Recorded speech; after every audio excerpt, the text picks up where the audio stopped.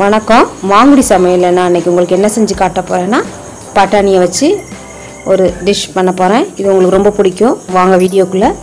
இப்போ 4 தக்காளி, 4 வெங்காயம், இஞ்சி பூண்டு, கொத்தமல்லி, பச்சை மிளகாய் 4, 1 கப்பு அவிச்ச பட்டாணி, இந்த வெங்காயம், இஞ்சி பூண்டு, தக்காளி, 2 பச்சை மிளகாய் போட்டு நான் இதை பேஸ்ட் ஆக்க போகிறேன். உங்கள் காரத்துக்கு ஏற்றாப்பில் பச்சை மிளகாயை கூட்டுறதோ குறைச்சிக்கிறதோ நீங்கள் பார்த்துக்கோங்க. இப்போ இதை அரைச்சாச்சு. இப்போ ஒரு எண்ணெய் சட்டி வச்சு தாளிக்கிறதுக்கு கடுகு,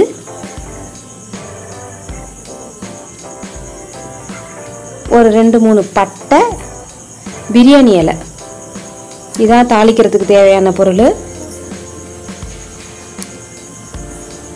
இது நல்லா தாளிக்கட்டும்.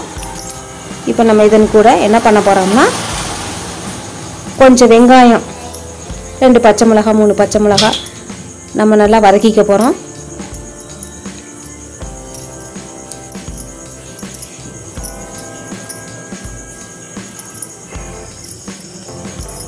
நல்லா வதக்கிட்டு இருக்கு.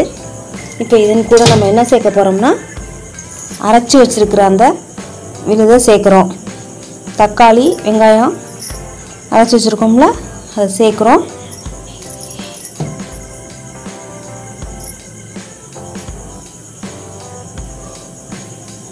இப்போ இது ஓரளவுக்கு பச்சை வாசனை போகிற வரைக்கும் நம்ம இதை லேசாக கிண்டிடணும்.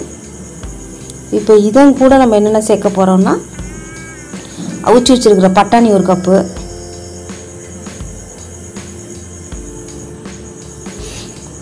கொஞ்சமாக 1 ஸ்பூன் மல்லித்தூள், 1 ஸ்பூன் கரம் மசாலா தூள், உங்களுடைய சுவைக்கு ஏற்ப கொஞ்சம் உப்பு,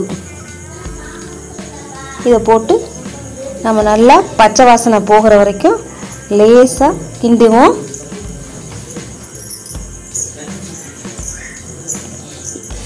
கொத்தமல்லி தூவி விட்டுக்குவோம்.